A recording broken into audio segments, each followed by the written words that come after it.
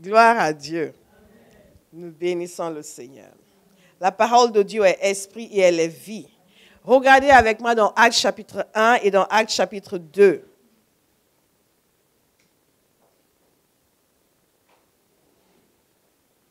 Le titre de ce message, c'est le but, l'objectif de la Pentecôte. Une des choses qui nous tient à cœur à Baha, c'est d'être en phase avec la pensée de Dieu. Nous ne sommes pas là pour notre plaisir, nous sommes là pour son plaisir. Et dans son plaisir, nous trouvons le nôtre. En faisant plaisir à Dieu, nous avons beaucoup de plaisir. Est-ce que Dieu n'est pas merveilleux? Et chaque chose que Dieu fait a un objectif. Et parfois, nous nous attardons sur les effets et non pas sur l'objectif. Nous nous attardons sur les différentes ramifications, mais pas l'objectif. Toute chose que Dieu fait a un objectif. Dieu a un objectif pour le mariage. Alléluia. Pour tous ceux qui pensent que le but du mariage, c'est qu'il y ait un homme qui leur dise chaque jour, je t'aime. En fait, ce n'est pas le but du mariage.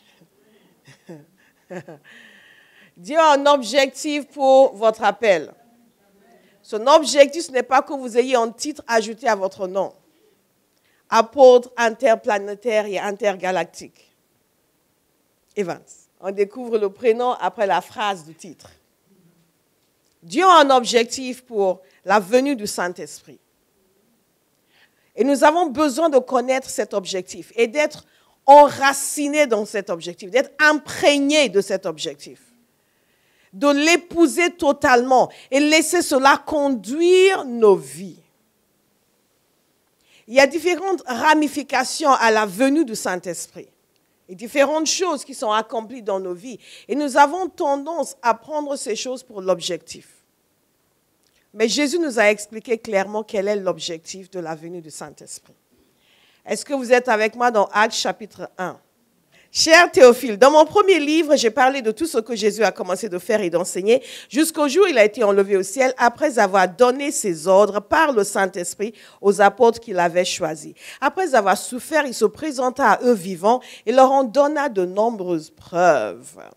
Pendant 40 jours, il se montra à eux et parla de ce qui concerne le royaume de Dieu. Alors qu'ils se trouvaient en leur compagnie, il leur recommanda de ne pas s'éloigner de Jérusalem, mais d'attendre ce que le Père avait promis. Ce que je vous ai annoncé, leur dit-il, car Jean a baptisé d'eux, mais vous, dans peu de jours, vous serez baptisés du Saint-Esprit. Alors que les apôtres étaient réunis, ils lui demandaient, Seigneur, est-ce à ce moment-là que tu rétabliras le royaume pour Israël? Il leur répondit, ce n'est pas à vous de connaître les temps ou les moments que le Père a fixés de sa propre autorité. Mais vous recevrez une puissance. Dites une puissance. Dites une puissance. Dites une puissance. Vous recevrez une puissance. Lorsque le Saint-Esprit viendra sur vous. Et vous serez mes témoins à Jérusalem, dans toute la Judée et dans la Samarie, et jusqu'aux extrémités de la terre, jusqu'à Paris, jusqu'en Côte d'Ivoire, jusqu'au Cameroun, jusqu'à Haïti, jusqu'en Angleterre, jusqu'à Roanne. Alléluia. Vous serez mes témoins. Jésus nous a expliqué, je pourrais arrêter ce message ici. Mais si je l'arrêtais ici, je vais vous demander de me citer le verset demain. Vous allez faire, en fait. Non. Donc nous allons continuer. Il a dit, vous recevrez une puissance. Dites une puissance. Une puissance. Ce n'est pas, il va vous chatouiller. Il va juste vous faire pleurer un petit peu. Il va vous faire tomber par terre. Non, c'est une puissance que je reçois. Quand le Saint-Esprit vient sur moi. C'est une puissance que je reçois quand le Saint-Esprit vient sur moi, quand je suis baptisé dans le Saint-Esprit, à chaque fois que je suis immergé dans le Saint-Esprit, c'est une puissance qui m'est communiquée. Une puissance, c'est une capacité de faire ce que moi, je ne suis pas en mesure de faire par moi-même. Alléluia. Une capacité d'action, une libération de force qui permet d'agir là où toute seule je ne pourrais pas agir. Ce que Dieu est en train de nous montrer ici, dans ces paroles de Jésus, c'est que Dieu dispose des ressources surnaturelles qu'il veut mettre à notre disposition. Qui les veut? C'est vraiment important pour nous de décortiquer ces choses. Parce que nous recevons beaucoup de choses quand le Saint-Esprit vient sur nous. Et nous allons voir quelques éléments dans quelques instants. Nous savons que nous recevons la capacité de parler en langue. Et beaucoup de gens pensent que être immergé dans le Saint-Esprit, baptisé dans le Saint-Esprit, c'est simplement que maintenant je peux parler en langue. Mais même le fait de parler en langue a un objectif. Et tout cela est lié au fait d'être des témoins. Dites, je reçois une puissance. Quelqu'un doit commencer à penser différemment. Commencer à se voir comme quelqu'un qui a été équipé de puissance. Quelqu'un qui a reçu une capacité surnaturelle pour influer sur le monde naturel. Un enfant de Dieu qui a reçu le Saint-Esprit n'a plus le droit de se plaindre de faiblesse. Pourquoi? Parce qu'il a reçu la puissance qui élimine la faiblesse. Et qui donne la capacité de faire ce que dans l'état de faiblesse, on ne pouvait pas faire. Quelqu'un va assimiler cela ce soir. La différence entre nous et les gens qui manifestent la puissance de Dieu, c'est qu'il y a certains qui le croient et d'autres qui ne le croient pas. Mais le voyage que nous allons faire dans la parole de Dieu aujourd'hui est amené à vous convaincre du fait que vous recevez une puissance. Alléluia. Alléluia. Nous avons écouté le témoignage de ma fille tout à l'heure qui parlait de ses multiples délivrances. Et elle a parlé du fait qu'une fois elle était avec Béa et elle parlait et elle a dit, je vois un esprit de divination ici. Comment est-ce que l'on peut faire cela? Par la puissance du Saint-Esprit. Mais cette puissance du Saint-Esprit, elle l'avait reçue, Béa, quand elle a reçu le Saint-Esprit. Mais elle ne l'a pas toujours manifesté. Elle ne le manifestait pas avant. D'ailleurs, je me souviens qu'une fois, quelqu'un qu'elle avait amené au Seigneur, je lui demandais, est-ce que la personne est baptisée dans le Saint-Esprit? Elle dit, non. Tu n'as pas prié pour elle? Non. Pourquoi? Mais je ne l'ai jamais fait. Elle était convertie, elle-même ayant reçu la puissance, mais ne l'a jamais exercée. Quelqu'un va commencer à exercer. Amen. Avec la conviction que vous recevez. Amen. Alléluia. Amen. Et donc, bien sûr, je lui ai donné un coup de pied. Je lui ai dit, maintenant, tu vas le faire. Oui, mais comment est-ce que je fais? Je lui ai expliqué, c'est très simple. Tu fais ça, et la personne sera baptisée dans le Saint-Esprit. D'accord. Et maintenant, elle chasse les démons. Amen. Faites attention à vous, si vous avez un démon, elle va le renifler. Alléluia. Amen. Et c'est le témoignage de chacun de nous ici. Amen. Nous ne sommes pas appelés à être des faibles, nous sommes appelés à être des forts. Des gens qui ont reçu la puissance du Saint-Esprit. C'est Jésus qui le dit. Je répète, vous recevrez une puissance. Il n'a pas dit vous recevrez des émotions. Vous recevrez des larmes. Vous recevrez des pleurs. Et nous pleurons, et nous chantons, et nous dansons, et nous avons des émotions. Mais ce n'est pas pour cela que le Saint-Esprit est venu. Il est venu pour que nous recevions une puissance. Alléluia. Quelqu'un va avoir un renouvellement de puissance. Amen. Alléluia. Amen. Et vous serez mes témoins à Jérusalem, dans toute la Judée, dans la Samarie et jusqu'aux extrémités de la terre. Donc nous recevons une puissance. Et Jésus indique donc qu'en recevant cette puissance, nous devenons des témoins. Les deux vont de pair. La puissance vient pour faire de nous des témoins. En d'autres termes, lorsque nous recevons la puissance du Saint-Esprit, Jésus attend que nous commencions à agir comme des témoins. Cela va sans dire. Et il a dit tout simplement, vous voyez, c'est une conséquence logique. Et vous serez mes témoins. Et dans Luc, vers la fin, il nous l'a présenté de cette manière que Jésus leur avait dit de ne pas quitter Jérusalem jusqu'à ce qu'il soit enduit de la puissance d'en haut. Pourquoi? Parce qu'il y a un travail à faire. Dites à quelqu'un, il y a un travail à faire. Et ce travail se fait avec la puissance du Saint-Esprit. Jésus comprenait très bien que les cœurs des êtres humains étaient durs. Tout ce que nous lui disons. Il comprenait très bien que les Parisiens étaient hostiles à l'évangile. Il comprenait très bien. Tout ce que nous disons, Seigneur, mais tu comprends, Paris, c'est pas facile. Si c'était l'Angleterre. Et j'ai dit ça au Seigneur pendant des années. Certains le savent ici.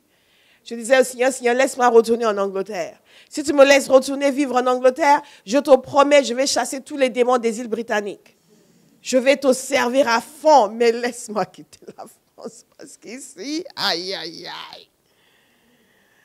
Et le Seigneur disait, non, non, non, non, non. Non, non, non, non, non. Non, non, non, non, non. Parce que nous pensons qu'il y a des choses qui sont difficiles, il y a des territoires qui sont difficiles. Mais en réalité, ce qui nous manque, c'est la puissance. Jésus a dit, vous serez mes témoins jusqu'aux extrémités de la terre. Il n'a pas dit, sauf à Paris. Parce que là, ils sont vraiment trop durs. Dis, je reçois la puissance pour être un témoin efficace à Paris. Et dites votre ville, dites votre ville. À Roanne. Gloire à Dieu. On a bâti une église à Roanne. Alléluia. Une puissance et vous serez mes témoins. Vous serez mes témoins. Quel est le but de la Pentecôte? Regardez avec moi dans Actes chapitre 2. Donc dans Actes chapitre 1, Jésus leur explique qu'ils devaient se préoccuper de leurs affaires et non pas des affaires politiques. Parce que quand il leur a dit qu'ils allaient être revêtus du Saint-Esprit, ils ont posé une question politique. Et là, il a répondu en leur disant, ces temps et ces saisons, ce n'est pas à vous de les connaître. Mais vous, par contre, ce qui vous intéresse, c'est ceci. Vous allez être revêtus de puissance. Et encore aujourd'hui, l'Église fait la même erreur. Nous manquons de la puissance de Dieu et nous cherchons le pouvoir politique. Et nous pensons qu'en obtenant le pouvoir politique, nous allons changer les choses. En obtenant le pouvoir politique, nous allons amener les gens à faire ce qui va favoriser l'Église. Non, que des chrétiens individuellement se présentent en politique, c'est normal, mais que l'Église soit obsédée par le pouvoir politique au point de s'allier à un parti politique, comme cela a été fait aux États-Unis, ce n'est pas du tout ce que le Seigneur veut que nous fassions. Notre puissance à nous est supérieure au pouvoir politique. Et la puissance que nous exerçons, si nous l'exerçons comme nous devons l'exercer, nous allons l'utiliser pour contrôler les affaires politiques. Amen. Vous n'êtes pas convaincus? Nous devons en être convaincus. Nous devons en être convaincus. Parce que c'est une puissance qui est supérieure. Et c'est une puissance qui a un impact sur la vie de chaque être humain. Alléluia. Donc, le jour de la Pentecôte, il se passe quelque chose d'extraordinaire. Ce qui est merveilleux, c'est que Jésus ne promet jamais quelque chose qu'il ne fait pas. Est-ce que vous êtes d'accord avec moi? Jésus ne promet jamais quelque chose qu'il ne fait pas. Il accomplit toujours ce qu'il dit. Donc, dans Actes chapitre 2, il nous a dit ceci. Quand le jour de la Pentecôte arriva, ils étaient tous ensemble au même endroit, comme nous sommes ensemble aujourd'hui. Il y a de bonnes choses qui vont se passer encore. Tout à coup, il vint du ciel un bruit comme celui d'un vent violent, qui remplit toute la maison où ils étaient assis. Des langues qui semblaient de feu leur apparurent, séparées les unes des autres, et elles se posaient sur chacun d'eux. Ils furent tous remplis du Saint-Esprit et se mirent à parler en d'autres langues comme l'Esprit leur donnait de s'exprimer. Donc nous voyons la première chose qui se passe ici. Jésus leur a dit de rester à Jérusalem. Ils sont restés à Jérusalem. Ils ont continué à prier. Ils ont continué à se réunir. Ils ont même remplacé Judas. Ils ont continué à prier. Ils ont continué à prier. Et un jour, pendant qu'ils étaient en prière, le Saint-Esprit a fait irruption. J'aime la manière dont le Saint-Esprit est venu. Je le dis constamment. C'est quelque chose qui détruit les esprits religieux. Vous voyez, parce qu'il y a des gens qui veulent que l'on soit très silencieux dans l'Église. Même le Saint-Esprit n'est pas silencieux. Vous me suivez? Il est venu avec un bruit retentissant, assourdissant. Assourdissant. Assourdissant. Et il est venu de telle sorte à ce qu'on ne pouvait pas rater sa présence. Et les langues de feu sont venues se poser sur chacun d'eux. Et ce qui s'est passé par la suite est vraiment merveilleux. Parce qu'ils ont commencé à parler en langue. Dans des langues qu'ils n'avaient pas apprises. Et ils ont commencé à parler tellement fort que les gens ont entendu. Et les gens sont venus de partout pour voir. Imaginez la scène. Jésus leur avait dit, vous allez recevoir une puissance. Le Saint-Esprit survenant sur vous. Mais il ne leur a pas dit qu'il allait venir avec un tel bruit. Et quand il est arrivé, effectivement, ils ont reçu la puissance. Mais la première chose qu'il nous a dit ici, c'est qu'ils ont commencé à parler en langue. Des langues qu'ils n'avaient pas apprises. Et les gens sont venus de partout. Et vous allez voir, je veux que quelqu'un saisisse aujourd'hui que Dieu est sérieux. Il ne promet pas s'en donner. Et la puissance qui n'est pas manifestée dans votre vie, à partir d'aujourd'hui, va commencer à se manifester. Amen. Parce que vous allez saisir quelque chose. Dieu ne promet pas s'en donner. Il a promis, il a donné. Mais ce qui est extraordinaire, c'est le contexte dans lequel il a donné. Dieu aime faire le spectacle. Il nous a dit ici, parce que si ça ne tenait qu'à nous, non, mais Seigneur, tu sais, seul dans ma chambre, personne ne voit, ou personne ne, tu vois, que dans mon intimité. Et Dieu ne l'a pas fait. Hein? Non seulement il l'a fait publiquement, ils étaient nombreux à être rassemblés. Il l'a fait de manière bruyante, parce qu'il ne pouvait rien, il ne pouvait pas cacher qu'il se passait quelque chose. Il les a poussés en point, ils ont commencé à parler en langue très fort. Et ils ont dû sortir de l'endroit, ils étaient rassemblés en train de parler, Imaginez tous ces gens, 120 personnes qui et ils devaient se dire, mais qu'est-ce qui se passe? Même eux se disent, c'est un peu comme ma fille qui a témoigné qu'elle était sur son canapé en train de parler des langues, qu'est-ce qu'elle parle? Vous imaginez, ils n'avaient jamais vécu ça. Nous connaissons l'histoire. Et même en connaissant l'histoire, quand vous expliquez aux gens qui venaient être baptisés dans le Saint-Esprit, parfois ils sont là, wow, mais je ne sais pas ce que je dis. Je ne sais pas ce que je dis. Et eux, ils étaient là, wow, Kenda Boste Katabasheke, 120 personnes. Remba Koste Kate Gazato Monoshte Garabase. Oh, Ramana Gaste Keteke. Ils marchaient pas, ils étaient comme ça, ils ont regardé, wow. Rande Baste Kalomose. Ça ne leur était jamais arrivé. Ils ne connaissaient personne à qui c'était arrivé. Personne. Et tous ces gens sont venus pour dire, mais qu'est-ce qui se passe ici? Et ce qui est extraordinaire, c'est vraiment le contexte dans lequel Dieu a fait ça. Dites, je reçois la puissance pour être un témoin. Au verset 5, regardez avec moi. Vous allez faire plus que regarder, d'ailleurs, vous allez lire. Du verset 5 jusqu'au verset 13. Allez-y. À voix forte, à voix forte. Alléluia. Quelle harmonie dans l'esprit. Remarquez quelque chose ici. Jésus a dit, vous recevrez une puissance de Saint-Esprit survenant sur vous. Vous serez mes témoins. Lorsque nous recevons le Saint-Esprit, il agit en nous. Vous êtes d'accord avec moi? Il agit en nous, le genre de choses que nous avons entendu ce soir dans les témoignages. Il opère une transformation. Il nous façonne. Et il fait de nous des témoins parce que nos vies sont tellement transformées. Vous avez entendu le dernier témoignage. Tellement transformées que les gens peuvent voir que Dieu agit en nous. Mais il agit à travers nous. Et il fait de nous des gens qui apportent le témoignage de sa personne. Et en réalité, ça c'est votre raison de vivre. C'est la seule raison pour laquelle vous êtes sur terre. Jésus n'a pas dit, vous recevrez une puissance, le Saint-Esprit survenant sur vous, et vous allez créer une grande marque de vêtements, et ça va déchirer. Il a dit, vous serez mes témoins. En d'autres termes, ça peut se décliner de différentes manières. Mais la chose, la constante, c'est que vous serez des témoins. Tous ces gens sont venus. Et pourquoi tous ces gens étaient là? Dieu a choisi son moment. Pour que nous comprenions que Dieu est sérieux. Dieu est sérieux. Dieu est sérieux. Il est sérieux. Et il a bien choisi son moment. Parce que le Saint-Esprit aurait pu venir à n'importe quel moment.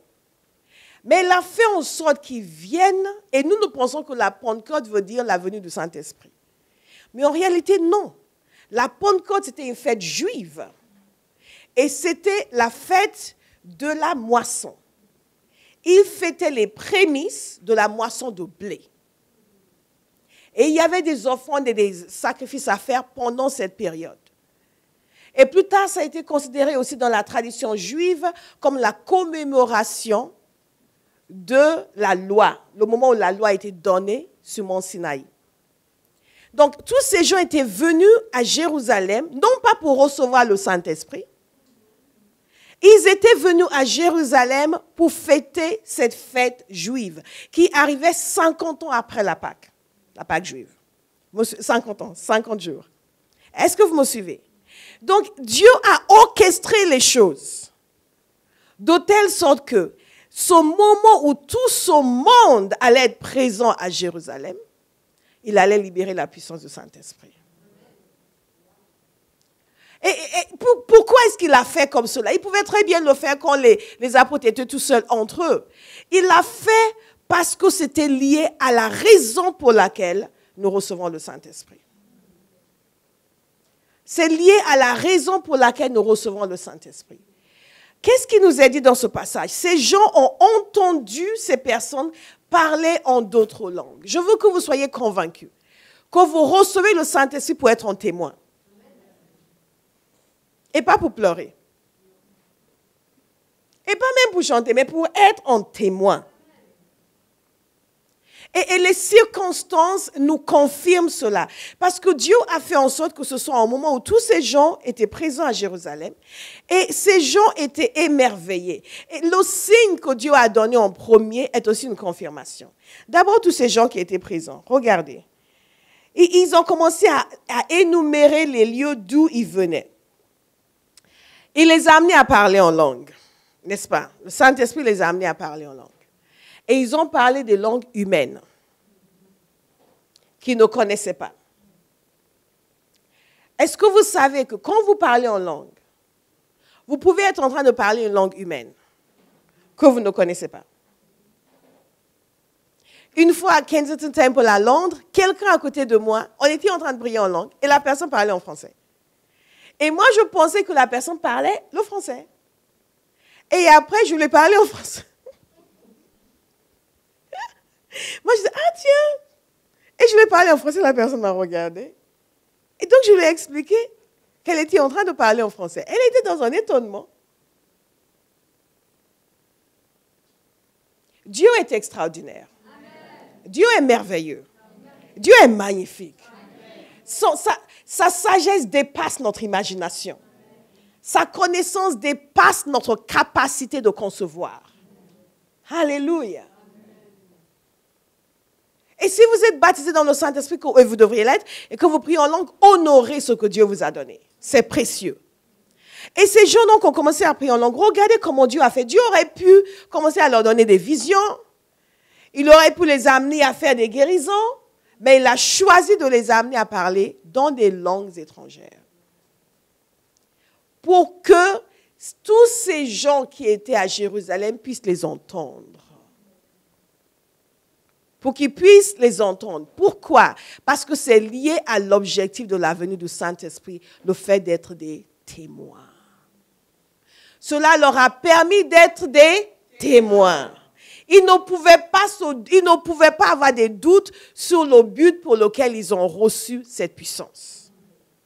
Parce que tout de suite, ils ont été des témoins. Tout de suite. Tout de suite. Involontaire, parce qu'eux n'avaient pas invité ces gens. Nous invitons des gens, venez, venez, venez. Mais ils ne les avaient pas invités. Dieu avait prévu qu'ils soient là, les avait positionnés au bon endroit, a fait en sorte qu'ils commencent à parler en langue, et de telle sorte que les autres les entendent, et il a fait en sorte qu'ils parlent des langues que les autres comprenaient, pour qu'ils puissent dire, ah, il se passe quelque chose. Et quand ils les ont entendus glorifier Dieu. Ils les ont entendus glorifier Dieu. Celui qui parle en langue, celui qui parle en langue, celui qui parle en langue, vous voulez glorifier Dieu? Parlez en langue. Celui qui parle en langue glorifie Dieu. Ils les ont entendus dans leur propre langue commencer à déclarer les merveilles de Dieu. C'est vraiment extraordinaire. Donc c'était évident que le but de Dieu, avec cette effusion de l'Esprit, c'est que les merveilles de Dieu soient déclarées à toutes les générations. Alléluia. Ces gens étaient interpellés, vraiment interpellés. Mais il y a toujours quelqu'un pour se moquer. Et aujourd'hui, soyez délivrés des moqueurs. Amen. Si face à un tel phénomène extraordinaire, les gens étaient capables de se moquer, pourquoi ils ne vont pas se moquer de vous? Vous allez cesser à partir de ce soir d'être susceptibles. Dites, je suis délivré de la susceptibilité. Je suis libéré de la susceptibilité. Nous ne pouvons pas être des témoins si nous sommes susceptibles. Satan va organiser des moqueurs professionnels. Et il va les poster autour de nous. Là où vous pensez être en sécurité, vous n'êtes pas au travail où les gens se moquent, vous n'êtes pas à la maison où les gens se moquent, vous êtes juste au supermarché, vous êtes en train de faire vos courses, et à côté de vous, vous entendez quelqu'un dire « tous ces chrétiens vilains ». Ils disent « comment il a su? Comment il a su? Ah, ils m'ont suivi jusqu'ici. » Soyez délivrés de la susceptibilité. Nous allons voir dans quelques instants ce que ça implique, cette puissance. Je vais vous présenter ce DVD. C'est un DVD qui s'appelle « Qu'est-ce que l'Évangile ?» Un jour, j'étais assise à mon bureau et le Seigneur est venu sur moi puissamment par son esprit et en quelques instants a déposé ce message dans mon cœur.